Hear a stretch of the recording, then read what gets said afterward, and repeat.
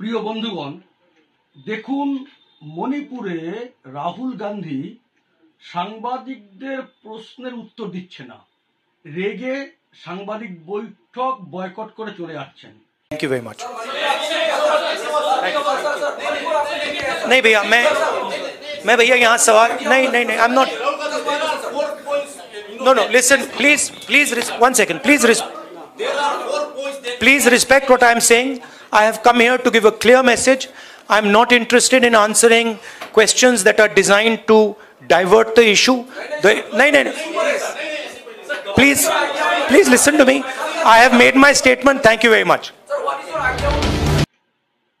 আবার ভিডিওটি ভালো করে দেখুন।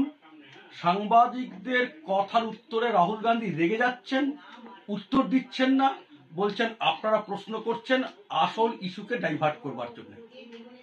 সাংবাদিকরা তো রাহুল গান্ধীর কাছে জানতে চাইছে মণিপুর সমস্যা নিয়েই। তারা তাদের জিজ্ঞাসা এইরকম যে মণিপুরটা আপনি ঠিক কিরকম বুঝছেন বা আপনার মতে সমাধান কি। এই যে রাহুল গান্ধী যে সাংবাদিক সম্মেলন করেছেন তার মধ্যে এক জায়গাতেও বলছেন না যে ঠিক মণিপুর কোন জায়গায় দাঁড়িয়ে আছে, পরিস্থিতি কোথা থেকে কোথায় পৌঁছেছে, সমাধান কি হতে পারে, তার মতে সমাধান কোন রাস্তায় হওয়া উচিত। কোনো তথ্য, কোনো পরিসংখ্যান নিজের সাংবাদিক বৈঠকে দেননি। শুধু বলছেন মণিপুর ঠিক জায়গায় নেই, মণিপুর অশান্ত আছে, প্রধানমন্ত্রীর আসা উচিত, ইত্যাদি ইত্যাদি। সমস্যা ঠিক কোন জায়গাতে সেটাও পয়েন্ট আউট করছেন না, সমাধান কি হতে পারে সেটাও বলছেন না, কোনো পরিসংখ্যানও দিচ্ছেন না।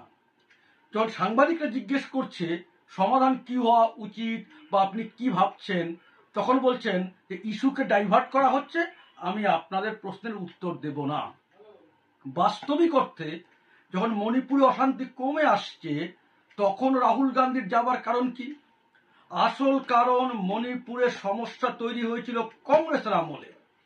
মায়ানমার বর্ডার খোলা ছিল, খোলা অস্ত্র আসত, ওখানে পাহাড়ি অঞ্চলে খ্রিস্টান কুকিরা আফিমের চাষ করত, বেআইনি অস্ত্র আনত, বর্ডার খোলা ছিল, রমরম করে বেআইনি কারবার চলতো, আর সেটাই ছিল মণিপুরে অশান্তির মূল কারণ।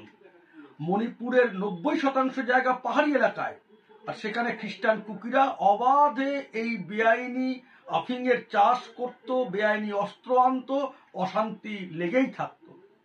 এখন যখন সরকার কড়া ব্যবস্থা নিচ্ছে, কেন্দ্রীয় বাহিনী কড়া ব্যবস্থা নিচ্ছে ওই সমস্যার মূলকে দূর করবার জন্য, যাতে আর সমস্যা তৈরি না হয়, সেই ব্যবস্থা করার চেষ্টা করছে ভারতীয় সেনা, আধা সেনা জওয়ানরা, সেখানকার সরকার। তখন রাহুল গান্ধীদের বারবার যাবার কারণ কি না, ওই মণিপুরে থাকা পাহাড়ি এলাকায় খ্রিস্টান কুকিদের স্বার্থ রক্ষা করা।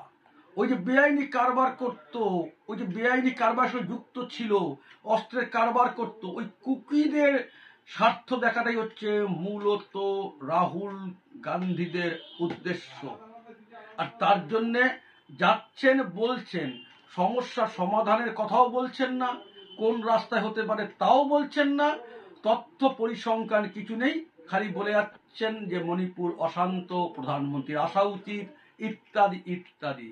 সাংবাদিকরা মণিপুর নিয়ে জিজ্ঞাসা করছে নির্দিষ্ট প্রশ্ন, কিন্তু তিনি উত্তর দিচ্ছেন না, ওয়াকআউট করছেন বৈঠক, সাংবাদিকদের সঙ্গে কথা বলতে রাজি হচ্ছেন না।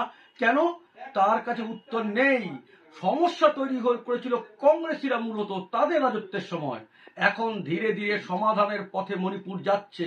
আর তার জন্যই রাহুল গান্ধীদের আপত্তি, সমাধান কেন হচ্ছে, অশান্তি তারা জিয়ে রাখতে চায়, অশান্তি তাদের কাছে ইস্যু। মণিপুরের সমস্যার সমাধান তাদের কাম্য না, তাদের কাম্য এখান থেকে রাজনৈতিক সুবিধা তোলা। এটাই আমার বক্তব্য। সবাই ভালো থাকবেন। ভারত মাতা কি জয়।